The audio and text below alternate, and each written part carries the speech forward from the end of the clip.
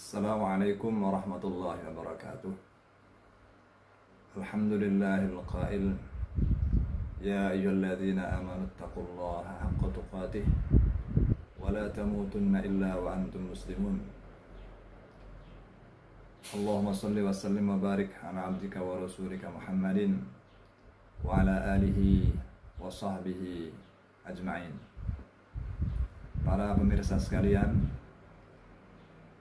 pada episode kali ini kami mengajak para pemirsa sekalian untuk mendalami Islam dari aspek sikap keagamaan yang diajarkan oleh Islam.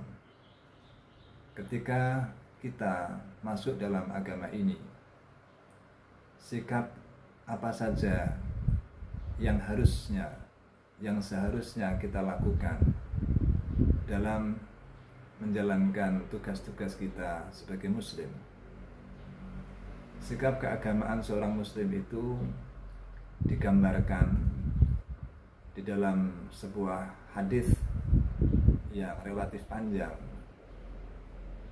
yang membahas tentang 3 hal yang harus dilakukan dan diupayakan oleh seorang muslim dalam rangka menjalankan agamanya.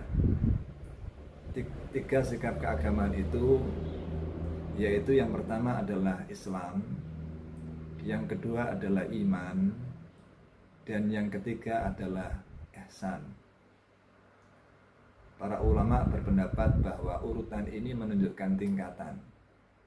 Tingkatan yang paling rendah adalah berislam, tingkatan kedua adalah beriman, dan tingkatan yang lebih tinggi adalah berihsan. Mari kita membaca terlebih dahulu hadis Nabi yang menyebutkan ketiga hal ini. Hadis itu diriwayatkan oleh Muslim dari sahabat Umar ibn al-Khattab.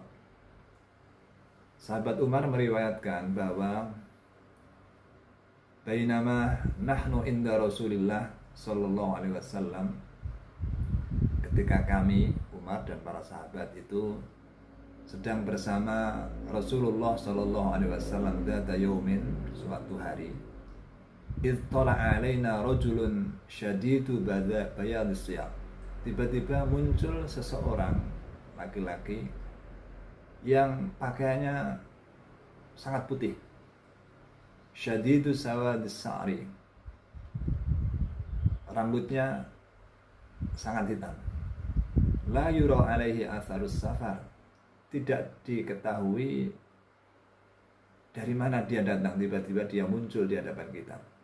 Wala ya'rifuhu minna ahadun, dan tidak ada seorang pun di antara sahabat Nabi yang mengetahui dia ini siapa dan asal usulnya dari mana.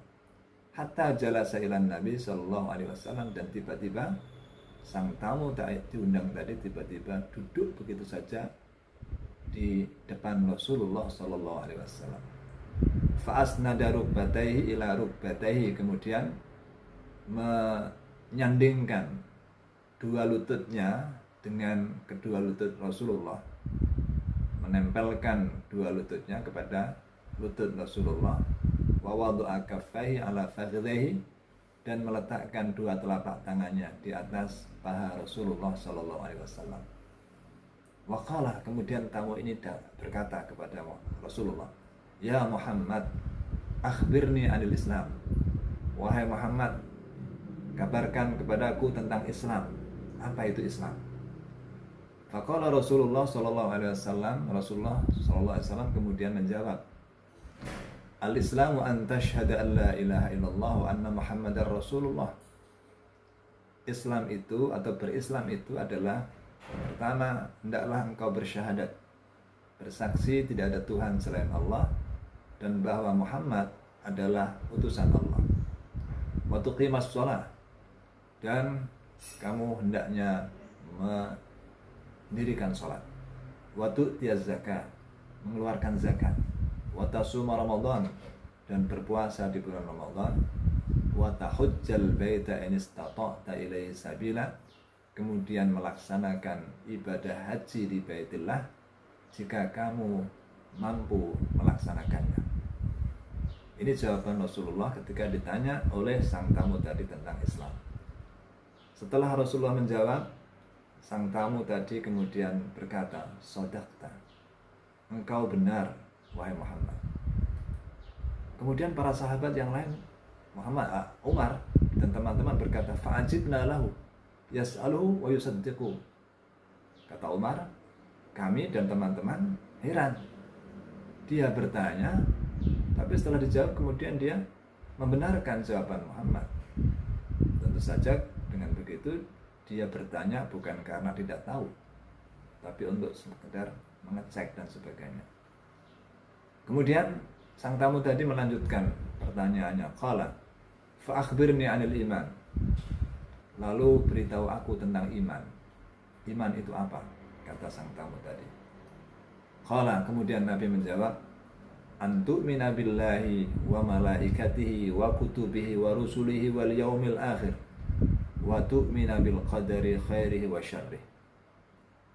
Iman, kata Rasulullah, adalah hendaknya kamu percaya kepada Allah, kepada malaikat-malaikat Allah, kepada kitab-kitab Allah, kepada rasul-rasul Allah, percaya kepada hari akhir, dan percaya tentang adanya qadar, ketetapan Allah, baik yang baik maupun yang buruk.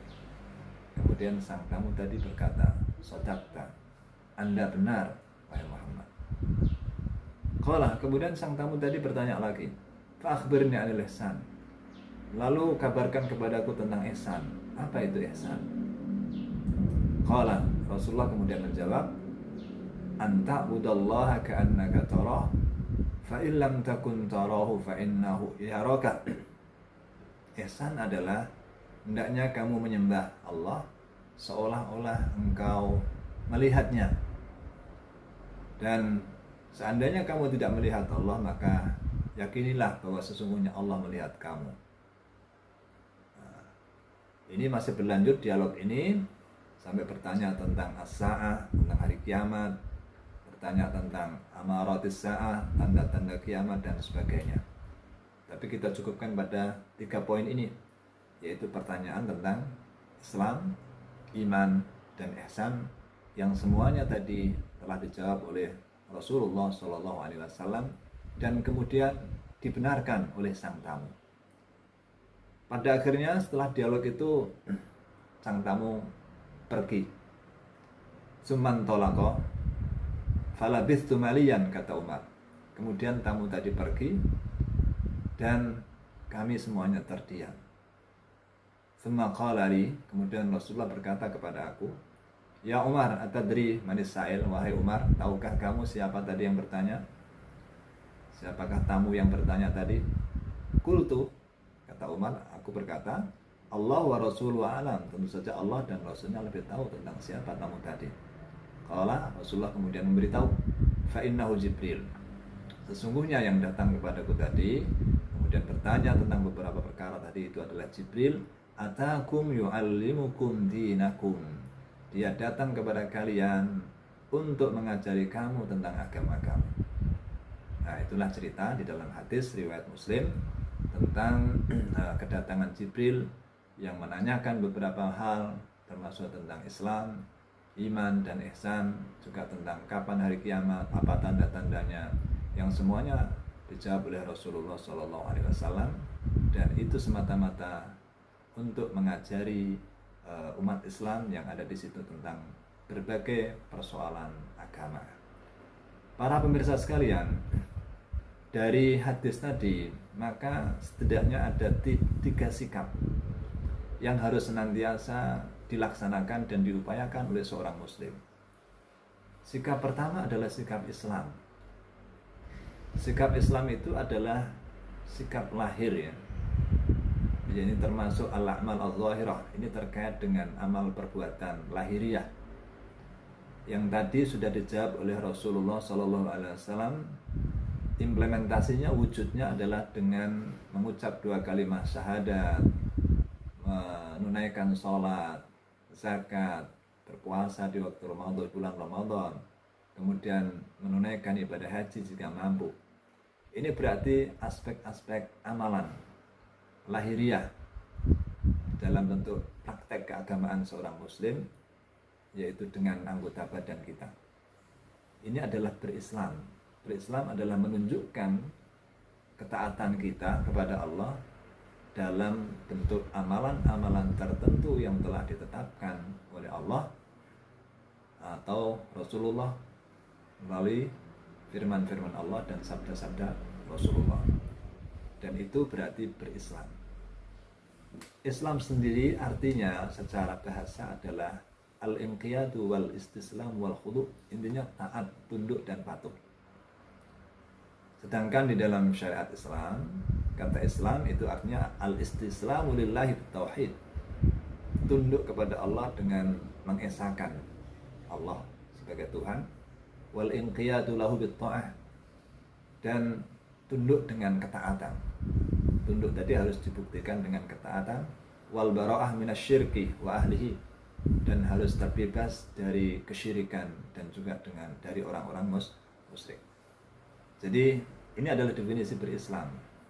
Artinya berislam itu adalah mewujudkan dengan ketaatan dengan tindakan-tindakan yang diperintahkan oleh Allah Subhanahu wa taala dan Rasulullah, yang intinya pada pokoknya adalah 5 perkara tadi yang di dalam Islam sering disebut dengan rukun Islam. Dalam hadis yang lain juga disebutkan bunyal Islamu ala khamsin. Islam itu dibangun di atas 5 rukun, dan itu isinya sama, yaitu mengucapkan 2 kalimat syahadat, sholat, zakat, puasa, dan haji. Nah, ini artinya bahwa aspek amalan di dalam beragama itu adalah disebut dengan berislam sebagai wujud ketundukan kita kepada Allah. Dalam syahadat misalnya itu ada 2 unsur. Pertama adalah syahadatut tauhid, asyhadu an la ilaha illallah, tidak ada Tuhan yang berhak disembah kecuali Allah. Kemudian yang kedua adalah syahadatul rasul, yaitu persaksian bahwa Muhammad itu adalah utusan Allah. Nah, di antara 5 rukun Islam yang paling utama, pintu masuknya adalah syahadat ini. Sehingga siapapun yang masuk Islam itu biasanya harus menandainya dengan sebuah ucapan 2 kalimat syahadat, asyhadu an la ilaha illallah wa asyhadu anna muhammadar rasulullah. Artinya harus sudah ada unsur kepercayaan kepada Allah dan kepada Rasulullah. Dan baru dari situ kemudian dibangun amalan-amalan selanjutnya seperti sholat dan lain sebagainya. Itu syahadat. Pintu masuknya adalah syahadat. Kemudian sholat, seperti kita ketahui, yang wajib dilakukan oleh seorang muslim, ada 5 sholat setiap hari dan setiap malam, yaitu sholat subuh, zuhur, asar, maghrib, dan kemudian isya. Ada beberapa sholat sunnah yang juga baik jika dilaksanakan, seperti sholat tahajud pada malam hari, sholat duha, sholat rawatib, qobliyah dan ba'diyah, dan lain sebagainya. Dan sholat merupakan ibadah yang terutama di antara ibadah-ibadah yang lain, sehingga di dalam satu hadis dikatakan ini adalah tiang agama. Itu adalah sholat, ya. Sholat. Kemudian puasa yang wajib adalah puasa di bulan Ramadan 1 bulan penuh. Selebihnya ada puasa-puasa sunat yang baik jika dilakukan, misalnya puasa Senin dan Kamis, puasa Daud, puasa Ayyamul Bid, yaitu puasa tengah bulan Komariah pada tanggal 13, 14, 15, bulan-bulan Komariah, itu juga baik. Ada juga puasa Arafah dan lain sebagainya. Sedangkan az-zakat ini adalah mengeluarkan sebagian harta jika harta kita sudah mencapai nisabnya. Jadi ada batas tertentu kepemilikan harta, di mana kalau sudah mencapai batas itu, orang yang memiliki harta itu atau simpanan itu sudah harus mengeluarkan zakatnya. Secara umum, kalau mengacu kepada emas atau uang, itu yaitu ketika kita memiliki uang atau harta benda atau emas mencapai bobot sekitar 85 gram. Kalau uang ya senilai itu. Nah, Kalau itu dan kita sudah memilikinya selama 1 tahun, berarti itu sudah wajib mengeluarkan zakatnya. Berapa zakat yang harus dikeluarkan? Yaitu 2,5% atau 1/40-nya. Nah, jadi tinggal menghitung ya. Dan kemudian dibagikan kepada orang-orang yang berhak, terutama fakir, miskin, dan lain sebagainya. Kemudian selain itu adalah haji. Haji ini adalah ibadah untuk orang yang mampu pergi haji. Jika tidak mampu ya tidak wajib. Dan kewajiban haji ini hanya sekali bagi yang mampu. Selebihnya hanya bersifat sunnah. Nah, inilah para pemirsa tentang al-Islam. Jadi Islam ini adalah merupakan aspek-aspek lahiriah, amaliyah yang harus dilakukan oleh seorang muslim. Kemudian yang kedua adalah al-iman. Al-iman ini adalah aspek keyakinan, aspek kepercayaan yang harus dimiliki oleh seorang muslim. Al-iman atau al-iman itu sendiri artinya tasdik, membenarkan, mempercayai. Sedangkan di dalam istilah agama, definisi daripada iman yang lengkap itu adalah i'tiqadun bil qalbi atau bil janan, jadi sebuah keyakinan dengan hati, wa nutqun bil lisan, sebuah ucapan dengan lisan, wa amalun bil arkan, dan tindakan dengan anggota badan. Jadi iman itu adalah sebuah asalnya adalah sebuah keyakinan di dalam hati. Kemudian keyakinan dalam hati itu harus diwujudkan dalam ucapan, dalam bentuk 2 kalimat syahadat, dan kemudian harus diwujudkan dalam bentuk tindakan-tindakan nyata, amal perbuatan.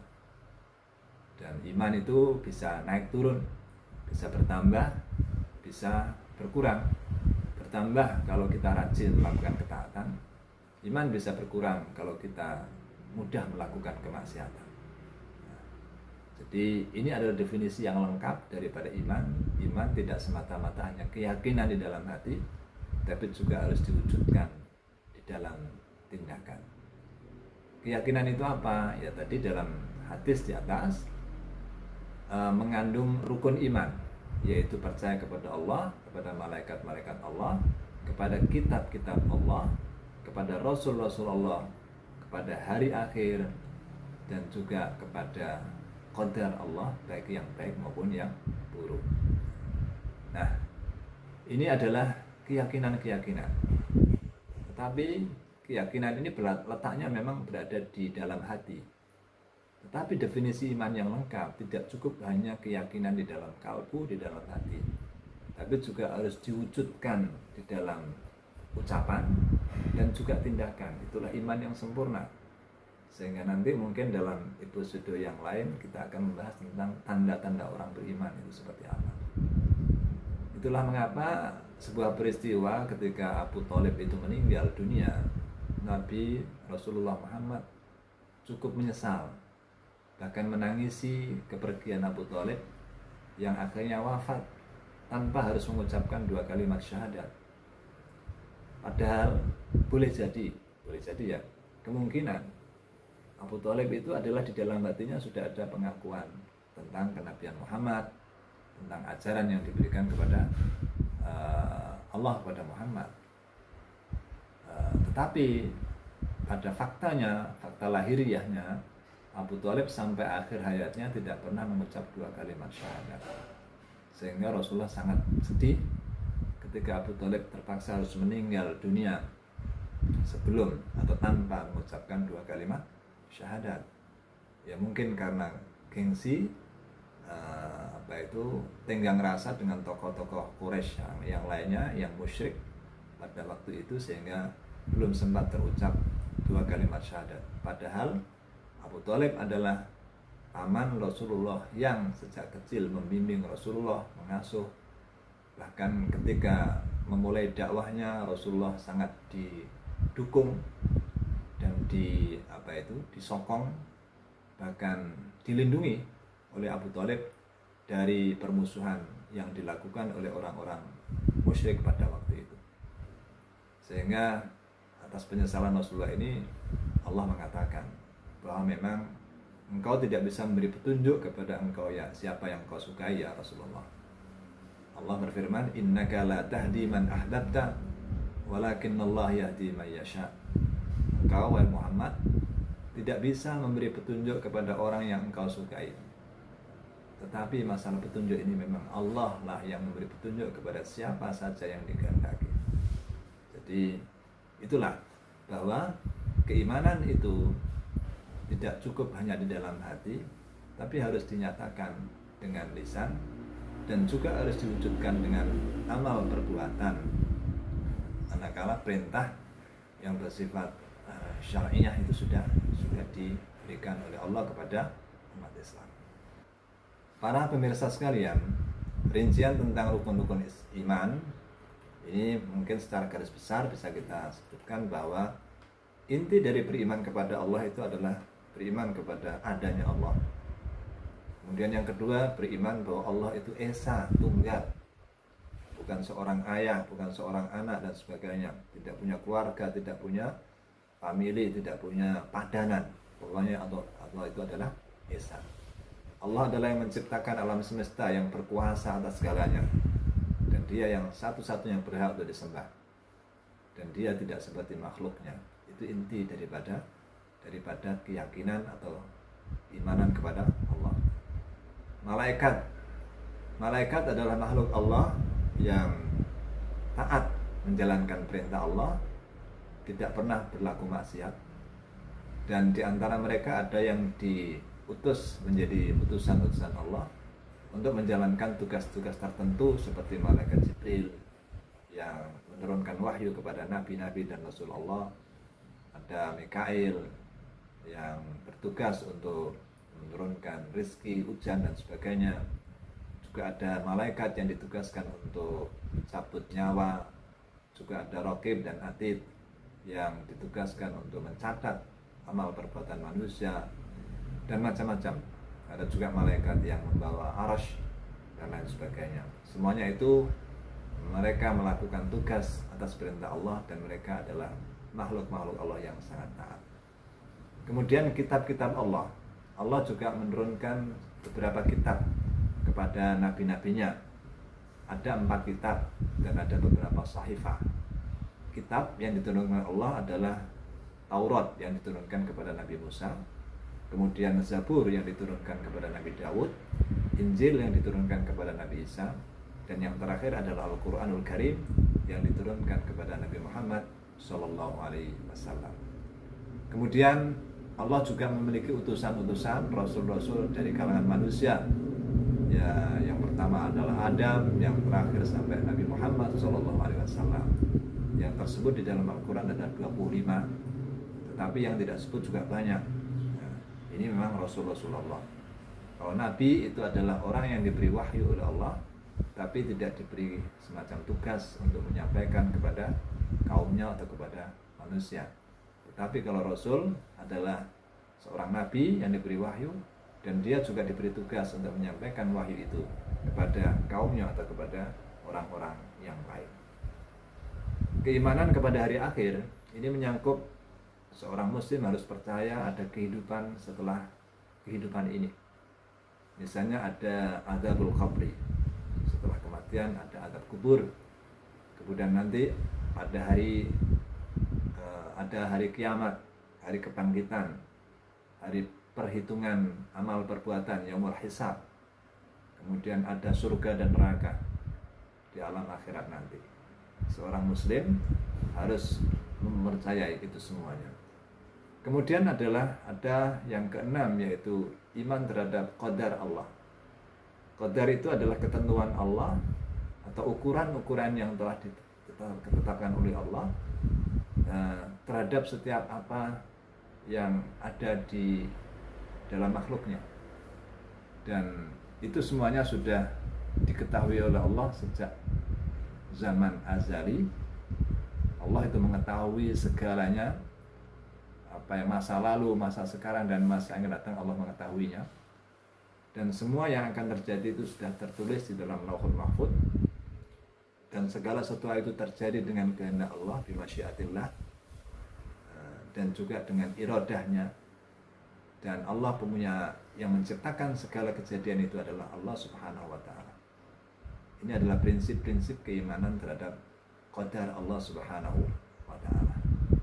Para pemirsa sekalian. Kemudian sikap keagamaan yang ketiga itu adalah al-ihsan. Al-ihsan itu adalah artinya secara bahasa adalah berbuat baik.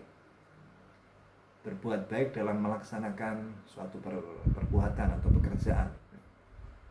Sehingga di dalam hadis tadi Rasulullah memberikan penjelasan ketika ditanya tentang akhbirni anil ihsan. Rasulullah menjawab, anta budallaha ka'annaka tarah. Berihsan dalam beribadah itu adalah hendaklah engkau beribadah kepada Allah seolah-olah engkau melihat Allah. Tetapi fa illam takun tarah fa innahu yaraka. Tetapi seandainya kamu tidak melihat Allah, karena memang Allah tidak seperti makhluk yang bisa dilihat secara kasat mata. Yang terlihat mungkin hanyalah tanda-tandanya, tanda-tanda kekuasaan Allah. Fa illam takun tarahu, seandainya engkau tidak bisa melihat zat Allah, maka yakinilah bahwa sesungguhnya beliau itu melihat kamu. Ini artinya apa? Ketika kita menjalankan ibadah, itu harus benar-benar sebaik-baiknya. Tidak beribadah secara formal, secara kering, secara lahiriah. Ketika kita sholat misalnya, berihsan di dalam sholat, itu hendaknya tidak saja menjalankan sholat secara lahiriah, sujud, rukuk, dengan gerakan-gerakan tubuh tertentu, dengan bacaan tertentu, sementara kita kering dari penghayatan tentang hakikat sholat. Itu berarti kita belum berihsan di dalam sholat. Berihsan di dalam sholat itu artinya kita harus sholat seolah-olah kita sholat di hadapan Allah, dan Allah, kita melihat Allah. Ini kalau dibuat perumpamaan yang sederhana, seorang pesuruh terhadap majikan. Seorang pesuruh itu punya tugas-tugas yang sudah ditetapkan, misalnya membersihkan kebun, atau membersihkan rumah, atau melakukan pekerjaan tertentu. Biasanya seorang pekerja atau seorang pesuruh itu ketika bekerja di hadapan majikannya, itu kualitas pekerjaannya bagus. Karena dia tahu bahwa dilihat oleh majikannya. Tetapi kalau majikannya tidak ada, biasanya kualitas kerjanya menjadi kurang bagus. Bahkan mungkin dengan malas-malasan. Nah, ibaratnya seperti itu. Ketika kita beribadah kepada Allah dan kemudian kita merasa Allah itu jauh banget, atau Allah tidak melihat amal perbuatan kita, akhirnya kita ibadah itu sekedarnya saja, tanpa kualitas. Tapi kalau kita berihsan dalam ibadah itu, setiap kita menjalankan ibadah apapun, entah sholat, entah puasa, entah haji, entah amal-amal soleh yang lainnya, itu kita lakukan dengan satu anggapan seolah-olah kita melihat Allah di hadapan kita. Kita melakukannya di hadapan Allah, dan memang itu di hadapan Allah, cuman kita tidak bisa melihatnya. Tetapi seandainya secara fakta, secara faktual kita tidak merasa melihat Allah, yakinilah bahwa Allah sedang melihat kamu. Allah sedang melihat kita sedang melakukan ibadah. Sehingga dengan begitu, dengan adanya anggapan dan keyakinan bahwa Allah menyaksikan setiap tindakan kita, kita akan senantiasa menjaga diri untuk beribadah sebaik-baiknya. Itu adalah ihsan. Sehingga ihsan ini menjadi tingkatan yang tertinggi karena menyangkut masalah kualitas ibadah kita. Kalau berislam tadi mungkin bersifat lahiriah. Amalan-amalan lahiriah itu adalah tingkatan yang lebih rendah kalau tidak disertai dengan kualitas batin, kualitas iman. Sehingga amalan-amalan lahir tadi seperti sholat, puasa dan sebagainya menjadi lebih berkualitas dan berarti jika didasari kepada iman yang sesungguhnya, bukan sekedar keyakinan yang pengertian yang sederhana, tapi harus dalam keinginan yang sungguh-sungguh. Dan kemudian akan semakin tinggi kualitasnya lagi jika dalam pelaksanaannya kita sertai dengan berihsan, dengan sebuah sikap muraqabah, sebuah keyakinan bahwa Allah senantiasa bersama kita, mengawasi kita, memantau semua perbuatan kita, sehingga dalam menjalankan ibadah dan semua amal-amal soleh yang kita lakukan, kita selalu melaksanakan itu dengan kualitas terbaik, karena Allah melihat kita, karena kita melaksanakannya di depan Allah Subhanahu wa Ta'ala. Itulah makna berihsan dalam ibadah. Tetapi di dalam agama Islam, berihsan juga tidak semata-mata dalam aspek ibadah kepada Allah, tapi juga dalam muamalah, dalam kehidupan pergaulan kita dengan sesama manusia. Karena misalnya di dalam ayat Al-Quran, Allah juga berfirman, Innallaha ya'muru bil adli wal ihsan. Sesungguhnya Allah itu menyuruh kamu untuk berlaku adil dan berbuat ihsan, berbuat baik. Ini tentu saja dalam konteks kehidupan bermasyarakat, ya. Berbuat adil itu adalah akhlak kepada sesama manusia, juga kepada makhluk yang lain. Dan di situ adalah berihsan, berbuat baik. Kemudian yang lain lagi, termasuk di dalam hal yang sepele terhadap makhluk-makhluk Allah yang lain, terhadap binatang, kita juga harus berihsan, berbuat baik. Misalnya dalam menyembelih hewan atau dalam membunuh siapapun termasuk musuh, jangan semena-mena, jangan mengabaikan aspek prikemanusiaan. Misalnya musuh kemudian dibunuh dengan seenaknya, dipotong, dicincang, dibunuh sedikit demi sedikit sehingga merasakan sakitnya kematian itu, tidak boleh. Termasuk ketika kita menyembelih hewan, itu pun harus berihsan dalam menyembelih, bagaimana supaya tidak ada penderitaan pada hewan yang kita sembelih.